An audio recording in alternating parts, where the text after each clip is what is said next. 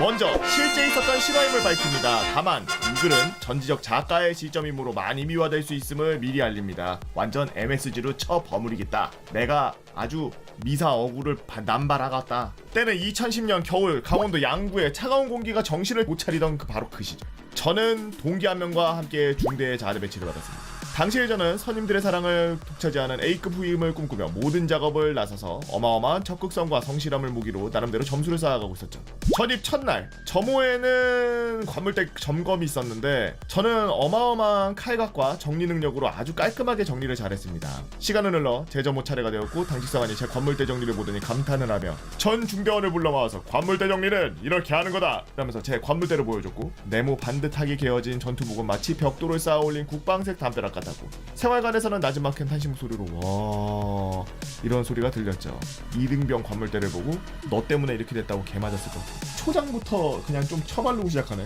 그날 당직사관은 관물대 점검 미비자들을 세워놓고 막 전입은 이등병보다 못하다고 꼽을 주었고 그 바람에 저는 곧바로 전중대에서 주목받는 신병이 되었습니다. 저는 단지 저희 아버지가 심한 결벽증이 있으셔서 그냥 평소대로 정리한 것뿐인데 단숨에 논산각이라는 별명과 함께 논산훈련소에서 온 초빡센 훈련병이 되어버렸고 그날 점호에 꼽을 받은 선임들은 시기와 간만에 좋은 후임을 차지하고 싶은 선임들의 기대를 동시에 받았죠. 그때까지 저는 몰랐습니다. 군대에서 주목을 받는 게 결코 좋은 일이 아니라는 걸. 그날과 동시에 저는 조금만 못해도 군생활이 편하냐는 이야기와 관물대 정리만 잘하면 군생활 끝나냐? 간부한테만 잘 보이면 군생활 끝나냐 등의 갈굼이 이어졌고 그렇지 이게 정상이지. 이게 K군대야. 존나 빡센 군생활의 길이 열리게 되었죠. 아침 구보에는 중대 악마로 유명한 선임이 꼭 달라붙어서 조금만 목소리가 작아져도 안 들린다면서 안 들리는데? 안 들린다는데? 뭐 갈굼을 주었고 그래 이래도 네 귀에 안 들리나 보자 하고서 아주 큰 목소리로 구호를 외치고 군가를 불렀죠. 대학 시절 남성 중창단 동아리를 하던 제 목소리는 쩌렁쩌렁하게 울려서 이내 중대원들이 모두 저를 쳐다보았고 매일 아침 구보할 때마다 제 목소리는 운동장을 가득 채웠고 그럴수록 저는 더욱더 주목을 받았습니다. 어그로 킹이네. 전사가 될 자질을 갖고 있는데 방패 들고 맨 앞에서 며칠이 지나고 상황이 변하기 시작했습니다. 저와 함께 자대 배치받은 동기는 28살에 늦학기 입대한 형님이었는데 굉장히 똑똑하고 작업을 잘하는 편이었죠. 반면 저는 28살의 사회인의 작업 스킬을 조금도 따라갈 수 없었고 작업과 체력의 한계를 보이며 A급에서 점점 멀어지기 시작했습니다. 반면에 제 동기 형님은 군 생활을 잘하는 2등병으로 거듭나면서 새로운 에이스로 급부상했죠. 군대에서는 동기로 가면은 기댈 곳이긴 하지만 서로 비교당하기 시작하면은 좀 동기끼리 사이가 멀어지는 경우도 있고 좀 그래요. 저는 제가 너무 잘해서 저희 동기들이 저를 좀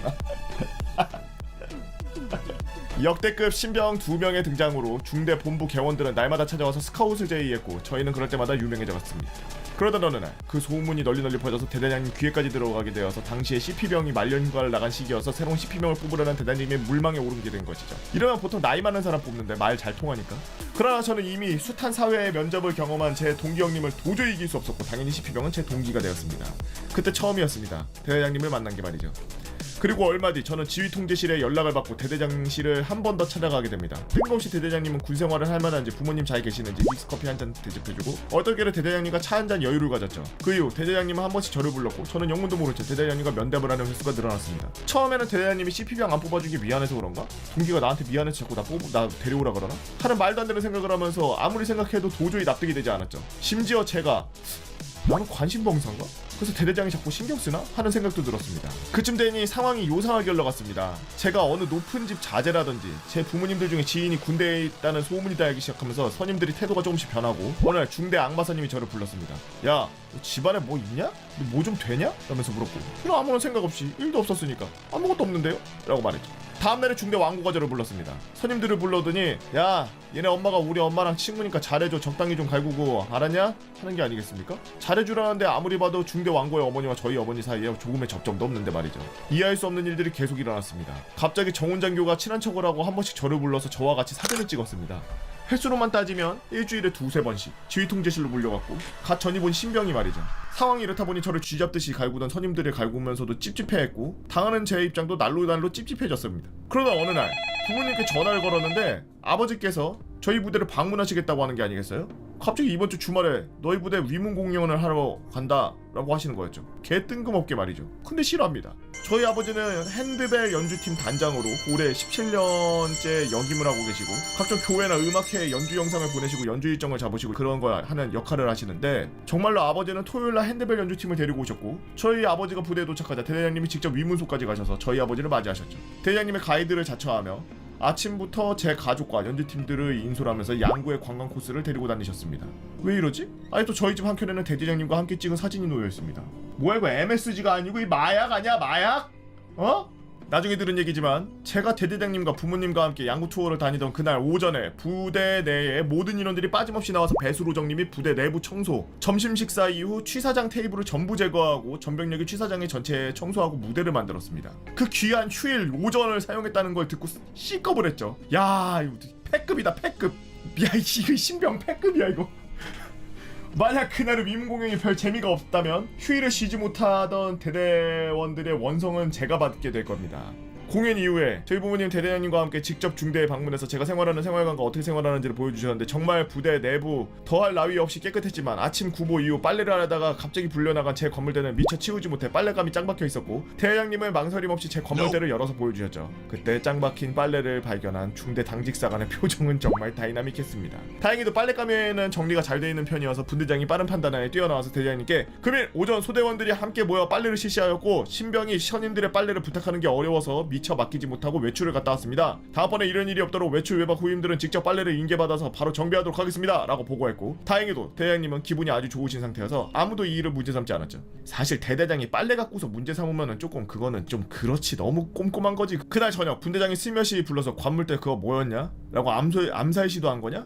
라고 묻는데 저희 부모님이 대대장님과 함께 생활관에 들어와서 부대 실상을 보고 간 뒤라 크게 뭐라 하진 않았지만 한동안 심한 구타나 가혹행위는 없었죠. 후에 제 소대의 바로 윗선임인 실병이 휴가를 나갔다가 온몸에 남은 구타 흔적을 부모님이 발견하시고 부대에 신고를 해서 전중대 상병장들을 모아서 가혹행위 전수조사가 있었고 대우본 상병장들은 징계를 받고 3명은 만창을 갔습니다. 제가 상대적으로 덜 맞고 군생활할 수 있었던 건 대대장님과 함께 부대 방문했던 저희 부모님 덕분이었죠. 이 모든 사건의 전말은 제가 대학교 1학년을 마치고 군대에 가기 위해 휴학을 했는데 신체검사에 문제가 생겼고 재검을 받고 다시 입영 신청을 하는데 1년이 넘게 걸렸고 그동안 집에서 놀면서 홈페이지를 만들고 관리하며 운영을 했는데 저희 어머니께서 HTML 태그를 배우고 싶어 하셔서 남는 시간 동안 간단하게 태그를 이용해서 홈페이지를 관리하는 법을 알려드렸고 그 이후 어머니는 다음 카페를 처음으로 시작해서 카페 운영이라는 새로운 취미를 가지게 되셨는데 본인 카페와 중학교 동창 모임 카페 그리고 어머니 지인들과 함께 운영하는 카페 운영자로 활동하셨습니다. 매일같이 여러 카페를 돌아다니면서 여러 소스를 가져와서 매일 카페에다가 글을 올리고 작성하셨죠.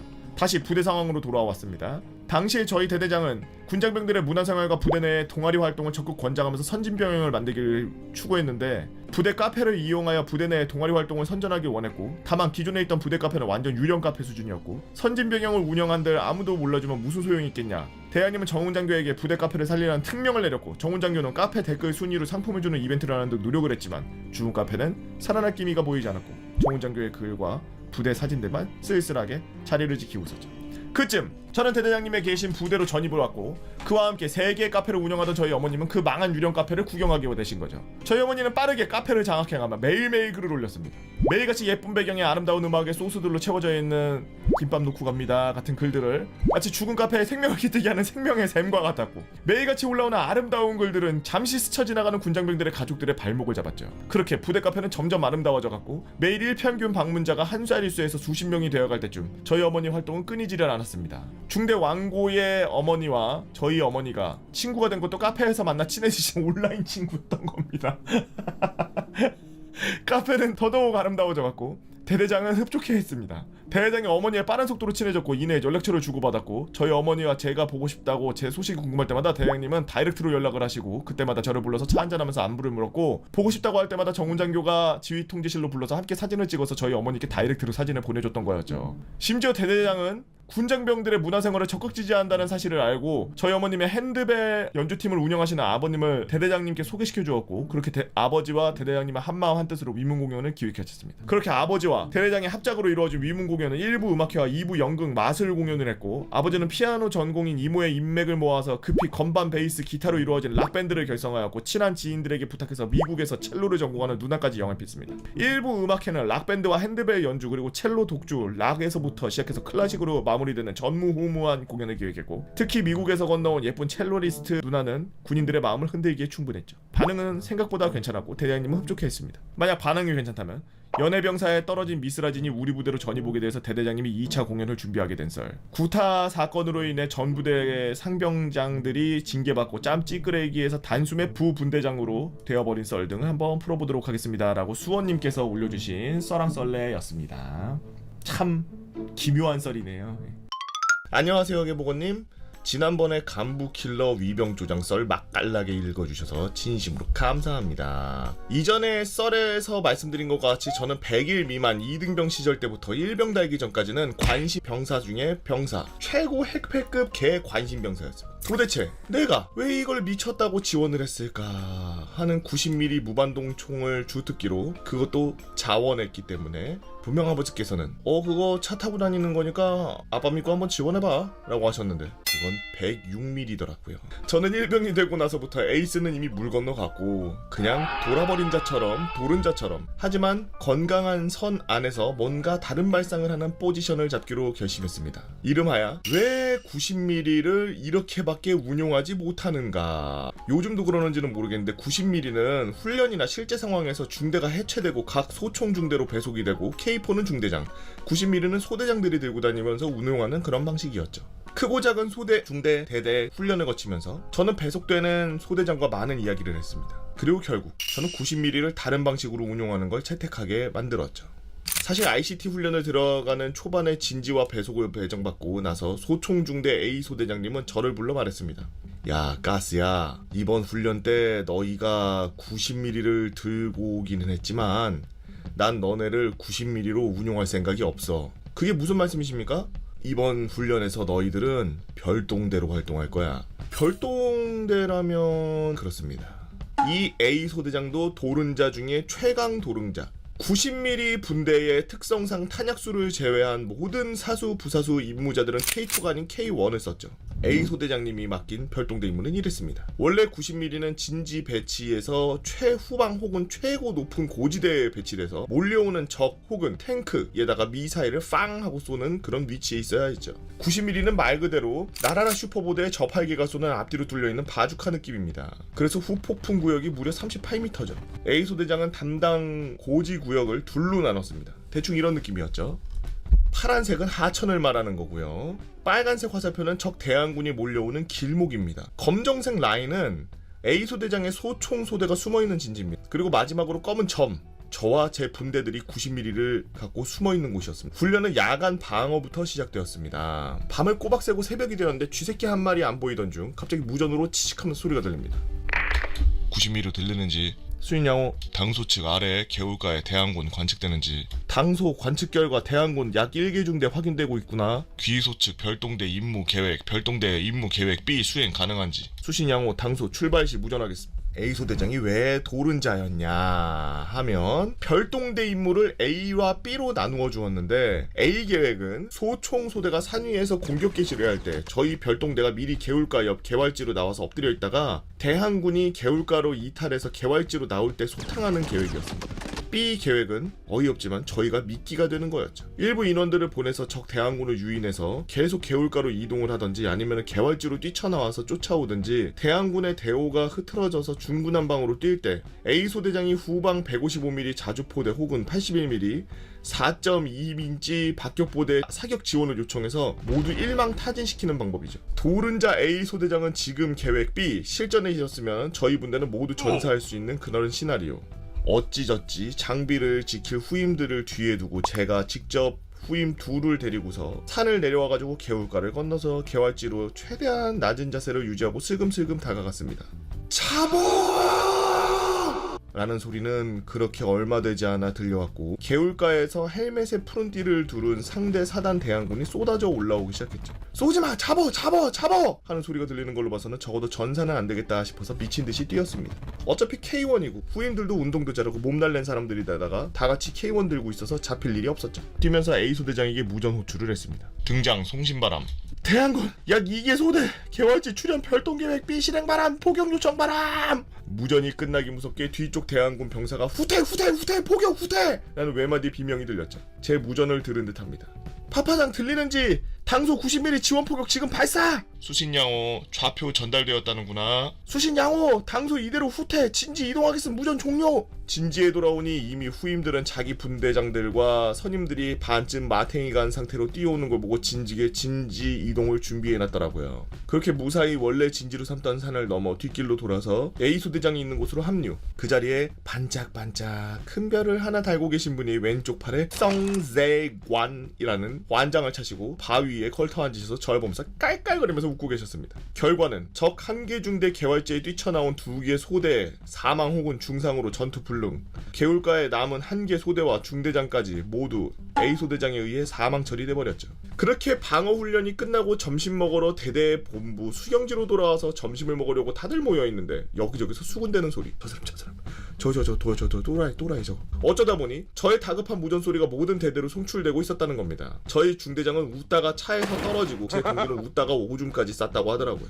저는 무전 한 방에 대대 도른자 스타가 되었죠. 그 다음날 분명 공격 작전인데 갑자기 교책 상태로 국면으로 전환되어 훈련을 한다는 전달이 내려왔습니다. 알고 보니 그 작계 지역이 제가 속한 사단의 신교대 각계전투 교장이었는데 하필 몇백 명에 달하는 훈련병들이 그 교장에서 그날 각계전투를 배우는 날이라고 했습니다. 역시나 도른자 A 소대장은 저희 분대를 또 별동대랍시고 이상한 데 배치했는데 바로 훈련병들이 짱 박히는 거 잡으려고 풀숲에다가 다 같이 쳐놔서 도저히 숨을 수 없었던 곳에 저희들을 숨겼죠. 그래서 A 소대장을 설득해가지고 새로운 위치를 잡았습니다.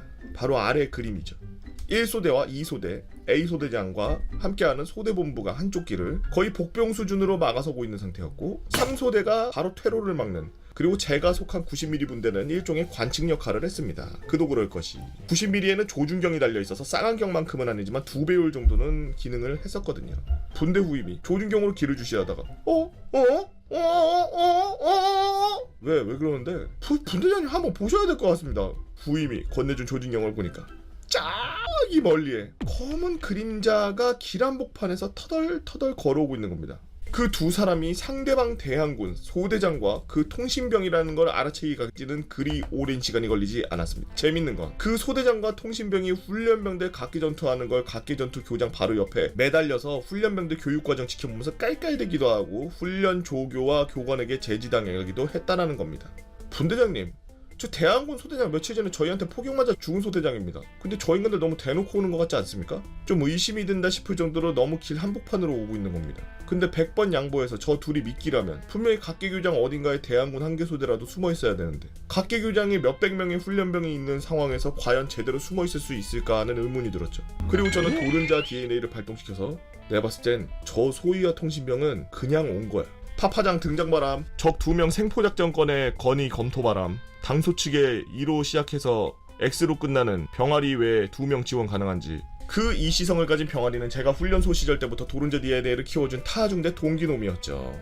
동기는 K3를 들고 오고 그 외 아저씨들은 K2와 K201을 들고 왔죠. 모인 자리에서 바로 생포작전 분대장으로 선임이 되고 명령하다를 시작하게 되었습니다. A조 쭈랑 끼는 3소대 차단선으로 가고 B조 나랑 쩌니는 2소대 차단선에서 확 덮칠 거야. C조 동기 아저씨들은 1소대 차단선으로 가서 그 길목에서 못 도망치기 길목 막고 여차하면 K3 갈겨. 그럼 자연스럽게 저 둘은 각계교장으로 빠질 거란 말이지. 훈련이고 뭐 우리가 이렇게 몰아버리면은 우리가 알아서 생포가 가능할 거야. 군생활 같은 내무실에서 해본 적이 없는 두 개 분대가 서로 손을 잡고 오케이를 외치면서 서로 흩어졌습니다. 그리고 그대로 진행됐죠. 저와 제 후임은 B조가 1소대와 2소대 본부 복병 지역으로 길을 꺾어 들어오자마자 잡아! 하면서 뛰어갔습니다.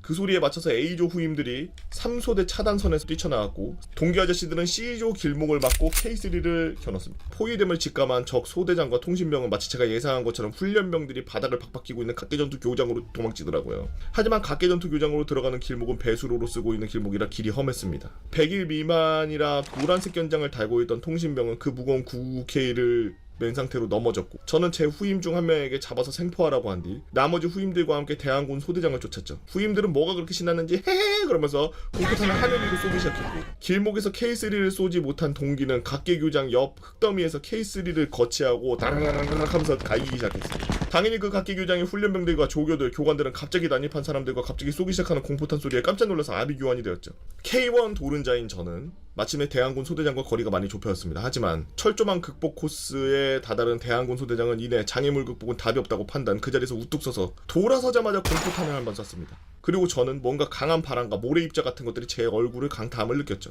맞습니다.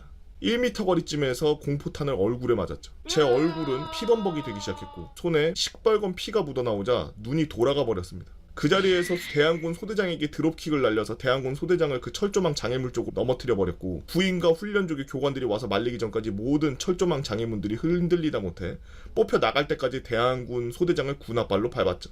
이미 눈이 돌아간 저는 DNA가 좀 잠잠해지고 저의 피범벅이 된 얼굴은 신경 쓰지 말라며 후임들에게 개활지 사주 경계를 지시했죠. 저는 제가 차고 있던 손목 시계를 끌어서 대항군 소대장 오른손에 채우고 케이블 타이를 꺼내서 그 소대장의 두 손을 뒤로 한 채로 엎드리게 한 뒤 다른 후임과 함께 대항군 소대장의 전투조끼 어깨 쪽에 한쪽씩을 잡아 질질 끌고 각개전투 시작 진지 안으로 밀어 넣었죠. 분대장 교육대에서 독도법을 마스터한 동기는 좌표를 읽어주었고, 저는 이를 무전으로 A 소대장에게 보고, A 소대장은 중대장을 거쳐 자주포대와 4.2인치 박격포대에게 전달해서 그곳에 집중 화력 지원을 가능케 했습니다.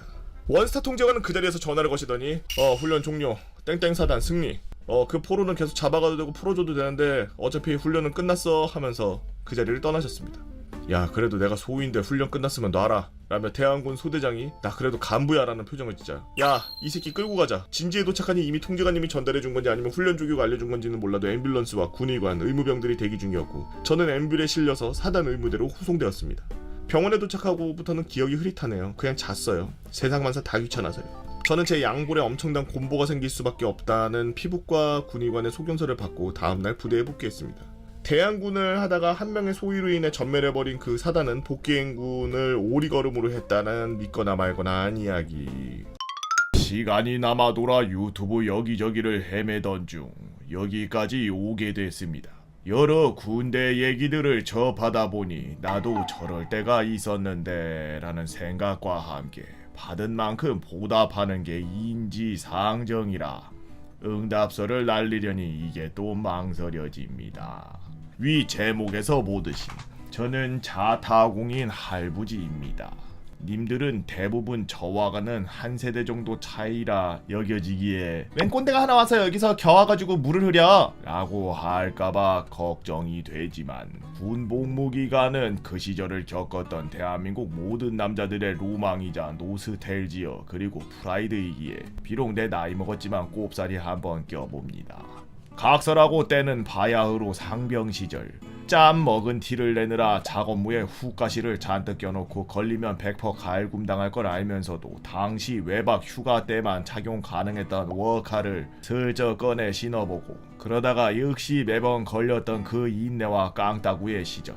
본래 소대 소총수로 박박 끼던 나는 일병 중간짬 먹었을 무렵부터 운 좋게 중대 행정병으로 자리를 옮겨서 나름 보람찬 하루 일과를 반복해오던 중, 그날은 대대본부로에서 물건을 수령하여 돌아오는 길이었습니다. 보통 군수 쪽은 1, 3종계 또는 2, 4종계 식으로 담당 개원이 나눠져야 하지만 뭐 조그만 중대급에서는 그럴만한 인원이 없어 물건이나 물질에 관한 건 모두 본인이 맡아 처리했습니다.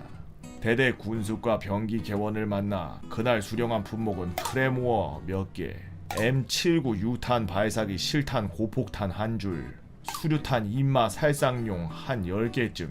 워낙 오래전 일이라 자세한 숫자는 가물가물하지만 해안 경계 임무 수행차 각지에 흩어져 있던 당 중대 소속 각 소대 교육 및 화력 시범용으로 이것들을 받아서 들고 오는데, 당시 당나라 군대 시절의 상황을 좀 요약하자면 일개 사병인 혼자 갔다 오라고 함. 군용 차편이 없음. 시외버스 왕복 2시간에 버스비도 안 주. 담닭 섹터만 60km 이상인 중대 차 한 대 있음. 단약 포장 용기가 없음.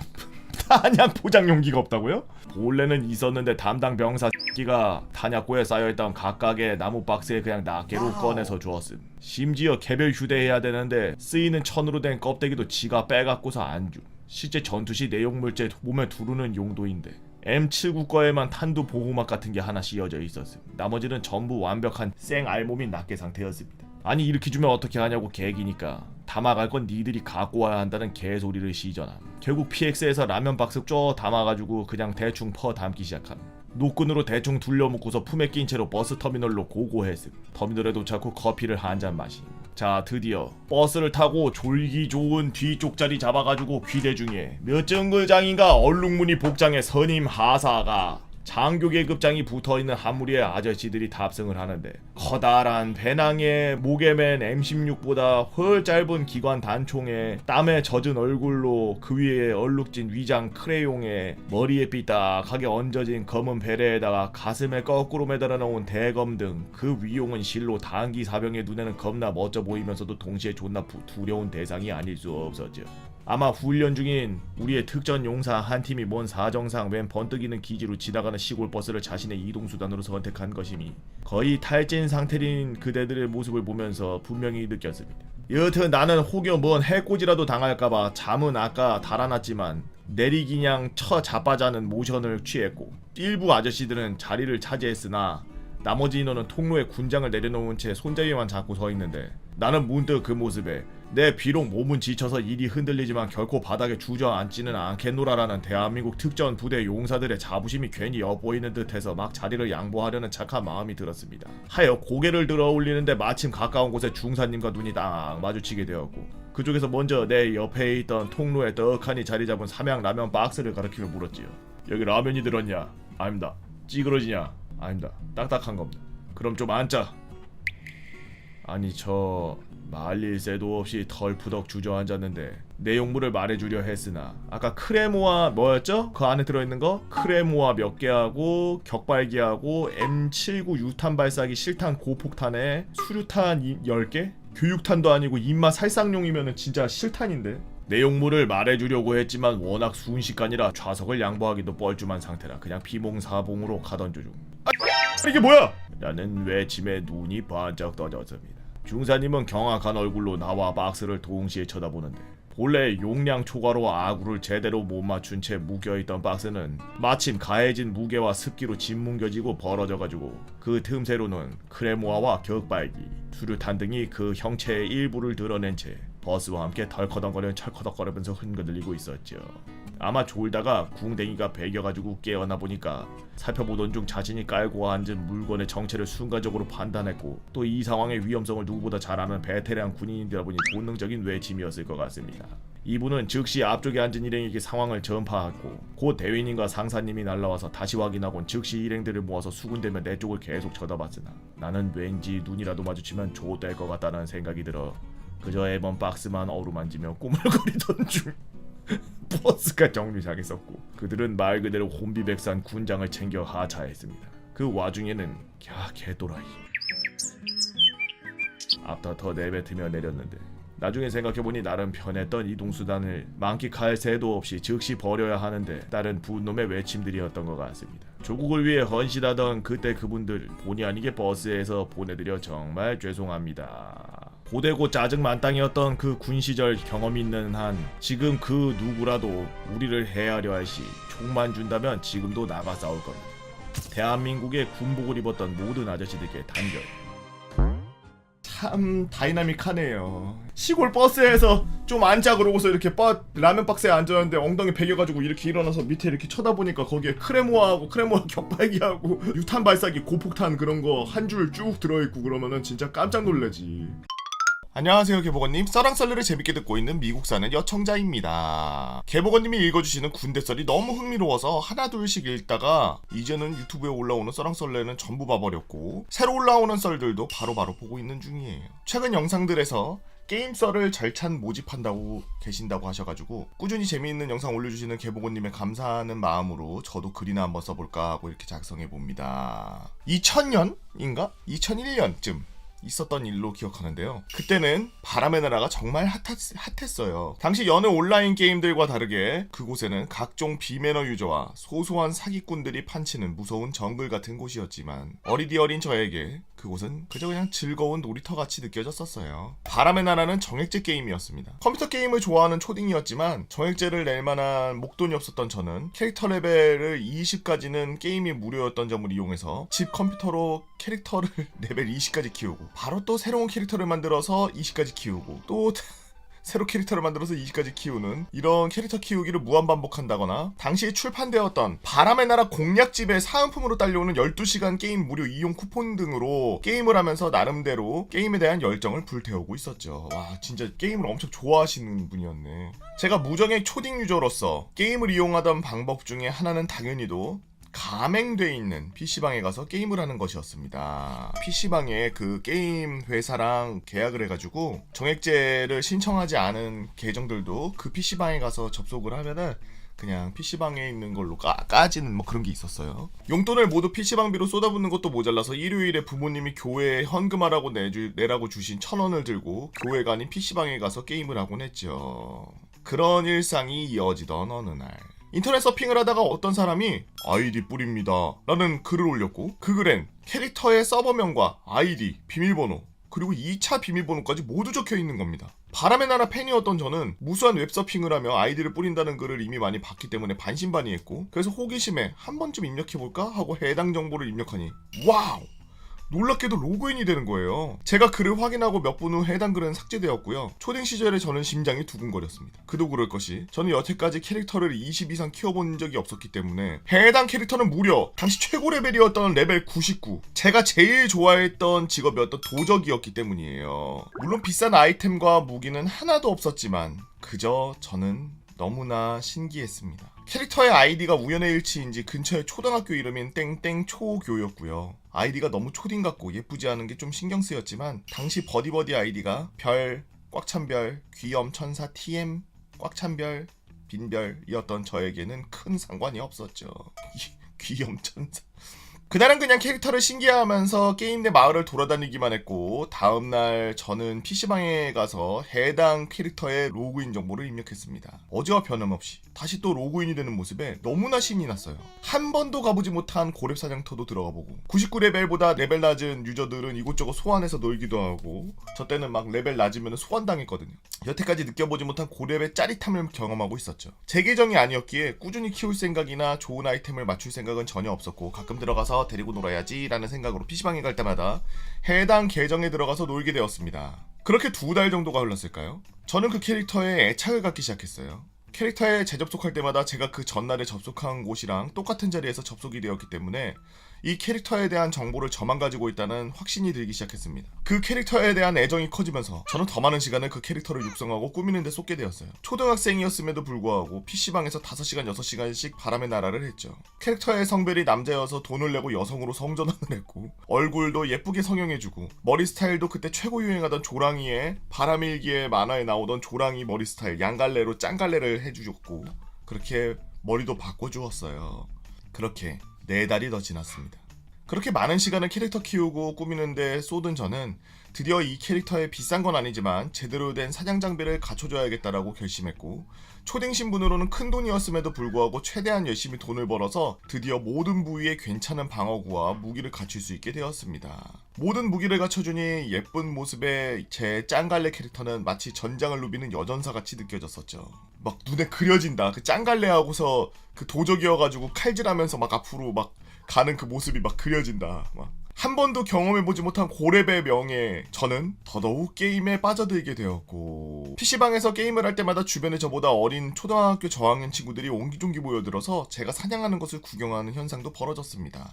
그러던 어느 날 그날도 열심히 PC방에서 게임을 하고 있을 때였어요. 갑작스럽게 접속이 종료되었습니다 라는 문구가 떴습니다. 저는 그 문구가 무슨 의미인지 누구보다 잘 알고 있었죠. 그 계정으로 다른 사람이 접속했다는 뜻이었어요. 저는 너무 놀라서 그 캐릭터로 다시 로그인을 하려고 아이디와 비번을 치고 들어간 그 순간 비밀번호가 틀렸습니다. 등 뒤로 식은땀이 흐르는 느낌이 들었습니다. 그 캐릭터는 처음부터 제 것이 아니었다는 것. 하지만 지난 4개월 동안 아무도 접속하지 않은 것 같이 보여서 안일하게 생각했던 제가 너무너무 한심했죠. 저는 생각할 겨를도 없이 급히 제 캐릭터로 접속해서 해당 캐릭터에게 귓말을 보냈습니다. 저기요 니마 본주이신가요? 죄송해요. 제가 그 캐릭터 되게 많이 아끼고 사랑하고 여태까지 엄청 열심히 키웠는데 혹시 아이템만이라도 좀 돌려주실 수 있을까요? 땡땡 초교님께서 귓말을 보낼 수 없습니다. 그렇습니다. 그 사람은 그 계정으로 저를 바로 차단해버렸어요. 한참을 컴퓨터 앞에 앉아 멍 때리던 저는 일어나 훌쩍훌쩍 울며 집에 걸어갔습니다. 저희 지난 4개월간의 일장춘몽은 그렇게 끝나버렸죠. PC방에 부은 콤부는 돈도 시간도 모든 것이 왜 하필 제가 아이템을 다 맞춘 직후에 이런 일이 일어났을까요? 본주가 아이디를 계속 모니터링했던 걸까요? 아이디가 근처 초등학교 이름이었긴 하지만 주인을 찾아서 어떻게 부탁이라도 해볼 수 있지 않을까 막연한 생각을 해봤지만 애초에 제 아이디가 아니었으니까 그냥 내가 다 잘못한 거구나라고 생각하며 저는 미련을 접었습니다. 여기까지 순수한 마음에 모든 걸 막연히 생각해버린 초딩의 소소한 게임 사건 사고였어요. 아참, 인터넷에 아이디를 뿌린 게 아이디 본주인지 아닌지는 아직도 잘 모르겠습니다. 저는 마음 한구석에 막연한 죄책감과 아쉬움을 가졌었어요. 만약 땡땡초교 본주님이 이 글을 읽으신다면 그때 혹시나 제가 패를 끼친 게 있던 것이 있다라면 죄송하다고 전해드리고 싶네요. 그럴 리 없겠지만 혹시 읽어주신다면 다음엔 동물의 숲 하다가 뉴스에 났던 이야기도 한번 적어볼게요. 개버님 시청자들 모두 건강하고 행복한 하루하루 보내시길 바래요. 감사합니다. 라고 미우미님께서 올려주신 썰렁썰레였습니다. 아니 동물의 숲 하다가 뉴스 나온 걸 먼저 써야지! 항상 이런 식이야. 항상 이런 썰렁썰레는 항상 이런 식이야. 뒤가 더 재밌어.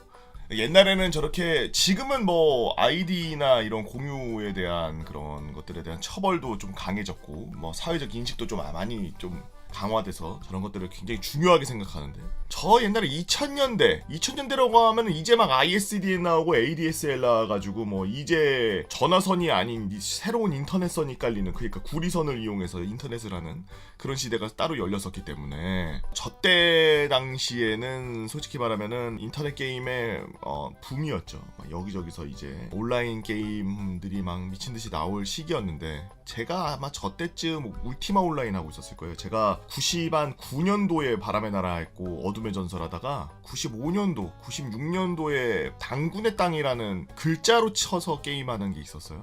그때 당시에 제 친구네 이모님이 당군의 땅 개발회사 사장님이셨는데 그래서 학교에 그게 유행이 돼가지고 저도 했었죠 그때. 글자 쳐가지고 북북 동동동 남남남남남 서서서 이렇게. 여튼 그래서 2000년대 저 때는 좀 이렇게 인터넷으로 게임들이 광적으로 나올 때였기 때문에 사실 저작권이나 개인 정보 이런 거에 굉장히 좀 취약했죠. 어느 정도로 취약했냐면 인터넷에 주민등록 번호 생성기라는 게 돌아다녔어요. 가짜로 주민등록번호 생성이 되는 거야. 가짜로. 근데 웃긴 게 그걸로 대형 포털 사이트들을 다 가입할 수 있었어요. 그러니까 그런 게 얼마나 구멍이 심했냐. 그런 게 가능하고 그러니까 해킹이나 이런 게 아무것도 아니라고 생각하고 아이디 빌려주고 아이디 다시 사고 팔고 이런 거가 아주 자유분방할 때였죠 사실. 그래서 아마 저렇게 아이디를 그냥 뭐 인터넷에 올리고 뭐 이런 부분들도 있었고 그럴 텐데. 저도 뭐 어렸을 때 리니지 한다고 누가 캐릭터 판다 그래가지고 가서 서울까지 가가지고 3만원인가 주고서 캐릭터 사서 왔는데 집에 도착하니까 접속이 안 되네. 전화번호 알려준 게 있어서 전화하니까 이제 접속 되실 거예요. 그래서 좋다. 한 일주일 했나? 장비 다 맞춰서 갖고 놀고 있는데 갑자기 지금 이분처럼 암호 바뀌었다고 나오더라. 그냥 사기당했지. 그때 당시에 갔을 때 중학생이었나 그랬는데 서울까지 갔었으니까 3시간인가 걸려서 서울 갔다가 왔었는데 지금은 뭐 못하죠. 제 군 생활을 한번 풀어보려고 합니다. 때는 4월. 저는 설렘 반 두려움 반 해가지고 자대 배치를 받게 되었죠. 제 보직은 차량 정비병이었고요. 저희 중대는 한 달 동기제였고 중대 선임은 31명, 같은 보직 선임은 6명이었습니다. 저희는 같은 보직 선임을 맞선임이라고 했지만 맞선임과 맘맞선임, 맘맘맘선임까지 불과 한 달에서 4달 차이. 저는 속으로 꼬였어. 왕고는 꿈도 못 꾸겠구나. 그래도 저 정도 차이면 후임 빨리 들어오겠지? 라며 위안을 삼았죠. 자, 군대 체계에 대해서 잘 모르시는 분들이 있으실까봐 덧붙이자면은 군대는 정해져 있는 인원이 있고 그 티오라 그러는데 그 정해져 있는 인원을 채우면은 안 들어와요. 지금 같은 보직 선임이 6명이라 그랬는데 본인까지 7명이겠죠? 근데 7명이 한 달에서 4달 차이밖에 안 나.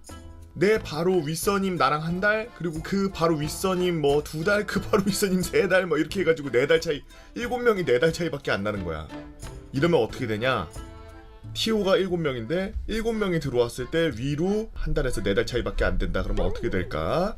그땐 몰랐어요. 이런 꿈을 꿨던 게 김치국을 마신 게 아니라 김치로 세수를 하고 샤워까지 하고 있다라는 걸요. 시간이 흘렀죠. 한 달, 2달, 3달, 4달. 후임이 하도 안 들어오길래 왜 그런가 싶어서 맞선님한테 물어봤습니다. 야, 군생활 열심히 하다 보면 들어와 새끼야. 야, 네가 벌써 후임 생각할 짬이긴 하냐? 라는 말만 돌아왔고 저는 그저 기다리는 수밖에 할 수 있는 게 없었습니다. 아니 본인도 몇 달 안 돼서 바로 후임 들어와가지고 편해졌으면서 저런 말을 한단 말이야? 또 세월이 흘렀습니다. 한 달, 두 달. 저는 1꺽을 넘어서 상병이 되었어요. 그때 최고참 알동기였던 선임이 2명 같이 전역을 했고 제 동기들은 저만 보면서 야, 막내 생활을 상병까지 하는 사람이 있다? 이쯤 되니 저에게 후임이란 애증의 존재가 되더군요. 선임이 전역한 뒤 한 달 뒤 일과를 마치고 오니 행정반에 신병이 앉아있다는 소리가 들렸습니다. 아 진짜 맞다. 아 진짜 제발. 진짜 이럴 수밖에 없는 게 1년 동안 혼자였으니까 1년 동안 막내였으니까 지금 여기 다 축약돼 있지만 막내여서 걸레 빨아야 되지, 청소 막 들어온 거 해야 되지, 쓰레기통 비워야 되지, 막 그런 자질구레한 잡일부터 해서 정비 막내면은 미친 듯이 뛰어다녀야 돼요. 바쁘니까. 그리고 힘드니까 빨리 갖고 와 막 4.3 스패너 갖고 와 막 그걸 지금 1년 동안 한 거야 이 사람은. 중간에 지금 자기가 얼마나 힘들었는지는 다 날라가고 지금 시간만 지금 계속 가고 있는 걸로 나오는데 막내 진짜 생활 오래 해보신 분들은 아실 거예요. 아 진짜 맞나? 아 제발 내 진짜 오면 너는 진짜 내가 진짜 잘해줄 거야. 진짜 제발. 행정반으로 들어가니 행보관님이 말하시더군요. 왔냐? 네가 맞선임이네. 잘 챙겨. 마침내 드디어 그가 오셨습니다. 저는 그분을 모시고 생활관으로 돌아와 짐을 풀어주며 인사를 나눴습니다. 야 반갑다. 야 진짜 반가워.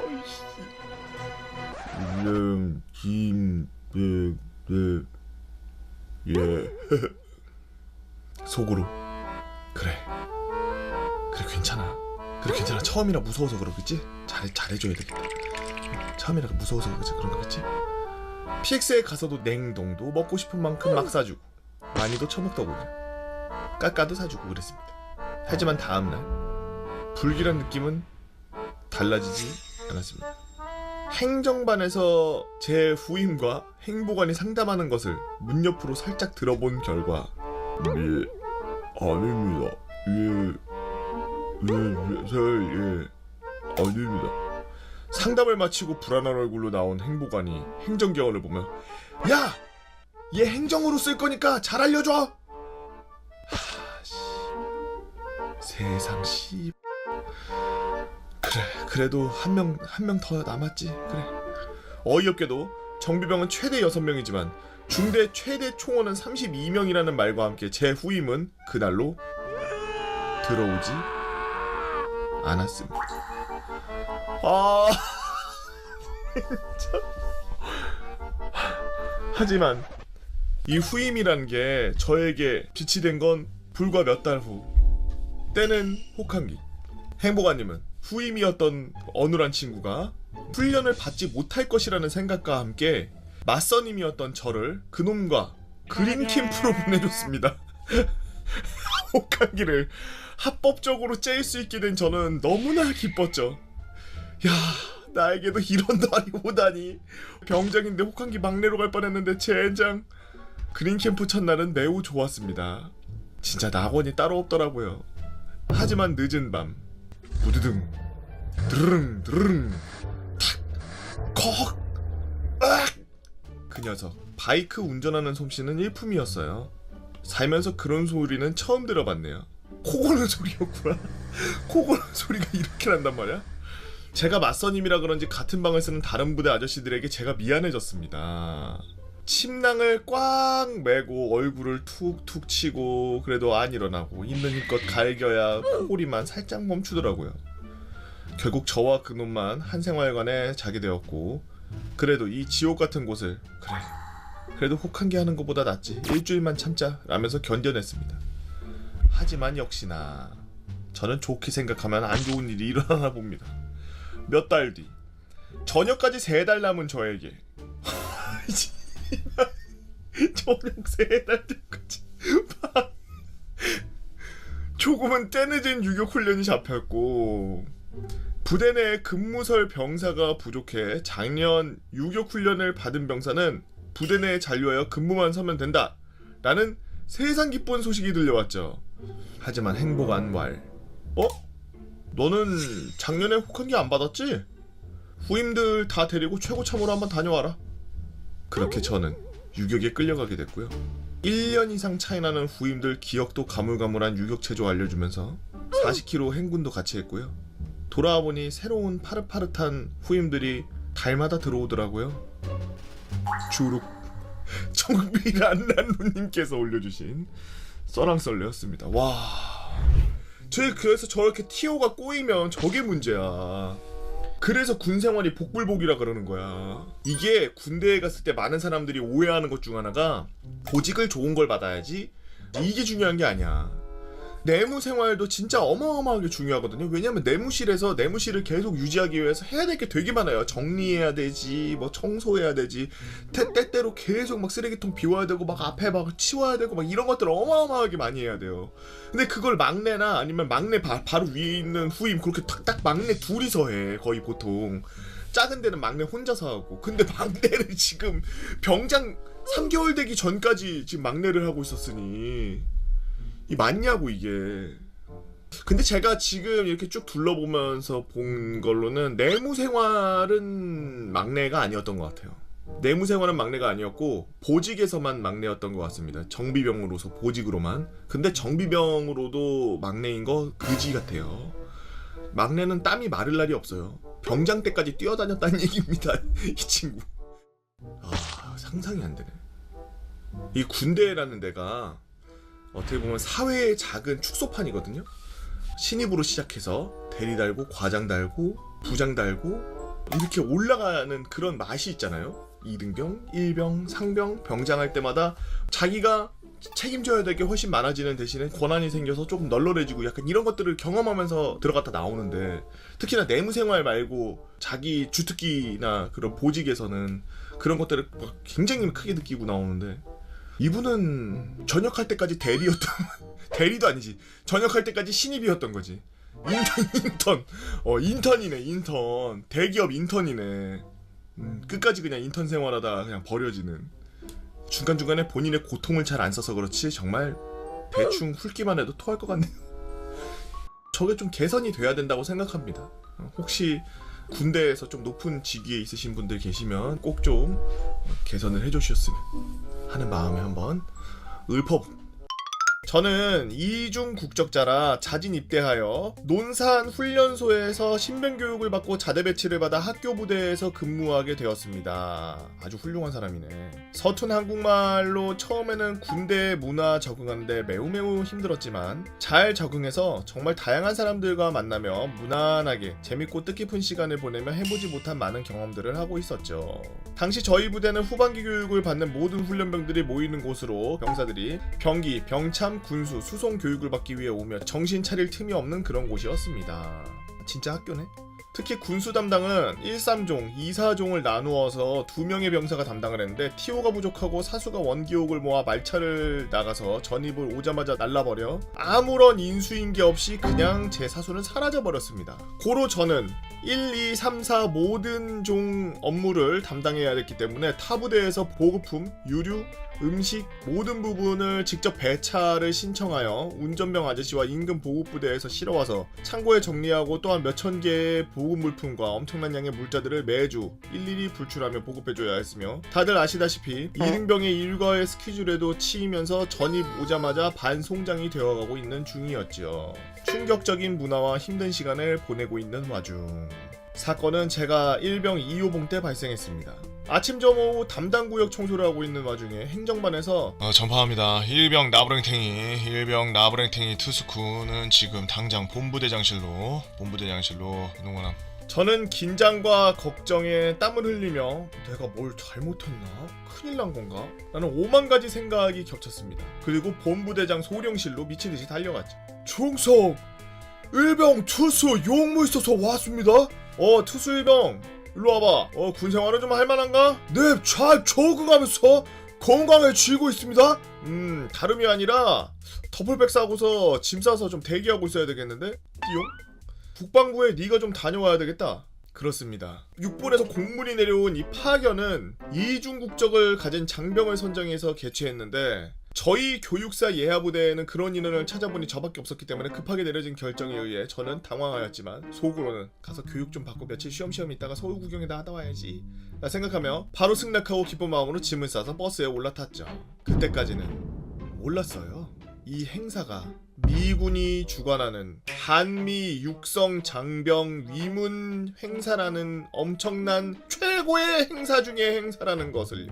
1일차 어리버리한 일병 나부랭탱이가 국방부에 도착하니 그곳에는 영광급보다 별들이 많은 은하계였고 화장실에서 볼일을 보는데 양옆에 공군 3스타, 육군 2스타 용변이 정말 급한데 안 나오더라고요. 간단한 식사를 마치고 브리핑을 받으며 내무실에서 핸드폰을 불출받아 게임과 통화를 하다 잠들었습니다. 하지만 이건 천국의 시작에 불과했죠. 이틀차 국방부에서 버스를 타고 다시 한번 도착한 곳은 가본 적이 없는 서울의 최정상 5성급 최고급 호텔. 그곳에서 일렬로 저희 장병들을 맞이한 건 국군, 미군, 유엔군의 10명에서 20명 남짓의 장성들이었습니다. 거기서 제일 낮은 분이 투스타였어요.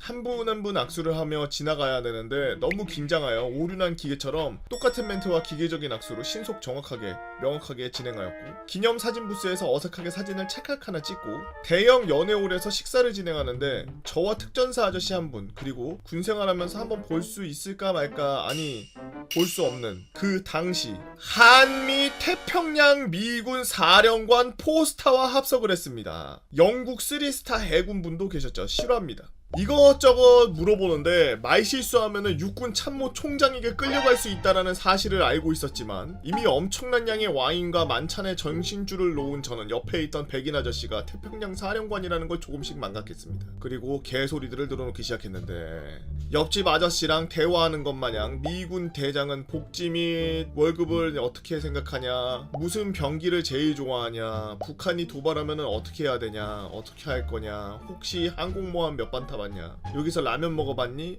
미친 발언들의 질문들을 하였고 모든 행사가 끝나고 행사 참여 장병들 모두 2인 1실 객실을 배정받아 11시까지 외출이 허락되었습니다. 미군의 스케일과 자유도에 감탄하며 광란의 밤을 보낸 뒤 전입 후 처음으로 신생아처럼 개꿀잠을 자고 추가로 4박 5일 포상 휴가증을 몰래 챙겨와서 이러한 꿈같은 시간을 뒤로 한 채 부대로 복귀하게 되었습니다. 물론 동기와 선임들에게는 갔더니 완전 미친 파견자처럼 교육만 존나 받아왔습니다. 뒤에질 뻔했습니다. 라고 보고하였죠. 이상 육군에도 이런 장병을 위한 행사가 있다는 것을 알려드리며 오늘도 불철주야 대한민국을 지키는 국군 장병 여러분들께 감사의 말씀드리면서 두서없는 글 읽어주셔서 감사하다고 알립니다. 이전에 이런 미군들하고의 이런 행사가 있었다라는 그런 썰 아마 군악대로 가가지고 뭐 옷도 없고 그래서 막 옷 막 빌려 입고 이러고 후다다닥 하고서 막 그 참여했던 장병의 이야기 아마 그때랑 이 지금 행사랑 겹치는 것 같은데 이 이야기랑 겹치는 것 같은데 참 썰랑썰레가 워낙 많은 분들이 사랑해주시고 워낙 많은 분들이 글을 올려주시다 보니까 이렇게 마치 타임라인이 서로 군생활할 때 그 위치에 같이 있었던 사람들끼리 겹치는 썰들이 간혹 이렇게 나와요. 동일한 유니버스, 멀티 유니버스가 아니죠. 한 명은 단상 위에서 노래를 부르고 악기를 다루고 있었고 어떤 친구는 앉아서 와인 빨면서 태평양 사령관이랑 라면 먹어봤어요. 라면 열라면 신라면 맛있죠. 막 이러고 있었고 같은 그런 시간대인데도 온도차가 이렇게 크죠. 참 두 이야기를 한번 겹쳐서 생각해보니까 다이나믹하네요. 근데 미군 애들은 병사들이 어떻게 사고치고 뭐할지 모르면서 어떻게 저렇게 자유분방한 게 놔주나 몰라. 아마 우리나라 같은 경우에는 미래에 일어날 일들을 단절하기 위해서 막 통제하고 뭔가 못하게 하고 이러는 느낌이라 그러면 미군 애들은 약간 풀어주는 대신에 풀어주는 그 자유도 안에서 책임을 못 지거나 자기가 해야 되는 그런 의무 같은 걸 안 하고서 그 지랄을 하고 있으면 전부 그냥 퇴소 처리하거나 아니면은 뭐 페널티를 주는 것 같아요.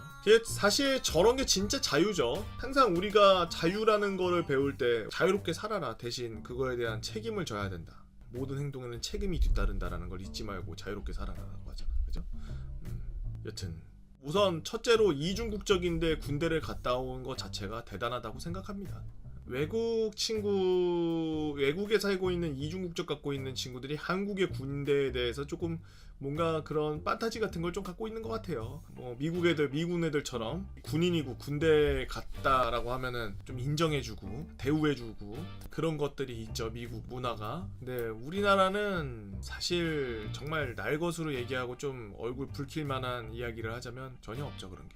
군인이면 우선 개 하대하고 보고, 특히나 나이 많은 사람들. 저 이제 군대 갈 친구예요. 20년 뒤에 이제 군대 갈 친구 저 소리 지르고 있죠. 제 아들 군대 갈 생각에 벌써 신나나 봐요.